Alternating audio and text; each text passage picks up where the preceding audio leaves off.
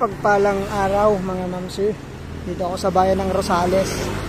Ito, baka magustuhan. Pwedeng mag-business. Warehouse, hardware, pwede dito. Actually, mayroong hardware dyan ngayon. Tapos ito, mayroon tayong stall. Ito yung papuntang Carmen, National Road. Papuntang Carmen to, mga 2 minutes from town proper ng Rosales. Tapos from Government Center ng Rosales, andun po ang LTO, Base A, PRC, andun na po lahat. So mga ano lang to, mga sabihin natin 5 minutes, nandun ka na sa Government Center. From Tiplex naman po to, mga 10 minutes or less pa yung drive dito. So napagitnaan tong property ng Isabela, Ilocos, Baguio, ganyan, Manila.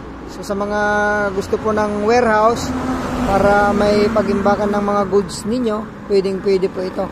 Malinis pong title, buhay po yung mga nakapangalan, wala pong problema, updated tax po ito.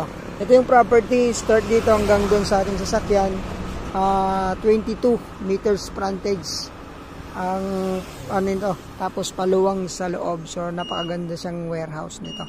Ito naman sa likod ko, papuntang Isabela, ayan, papuntang Balungaw, Sumingan, San Jose, may papuntang Quiapo, Nueva Ecija, ayan. Dito lahat. Tapos malapit tayo sa Tiplex. Siguro nasa Tiplex natin mga 5 to 7 minutes ang drive natin. So ito, napakagandang property. Mura pa po ito. Nahuli tayo dahil pinalinis daw po nung nakaraan. Ngayon lumaki na naman. So, makaganda siyang business. Titled property. Ang sukat nito 8,075 square meter. Ayan. Ayan po, hindi na po kailangan ng magtabon to kasi hindi naman nababaha. Hanggang doon po yung property. Paliparan ko ng drone para makita nyo yung aerial view nya. Kung gusto niyo namang magtabon konti, tataas ng konti, okay lang naman para mas mataas tayo sa sa may kalsada. Ayun po, 8,000 bayan po ng Rosales. Ang price nito 2,000, ma'am.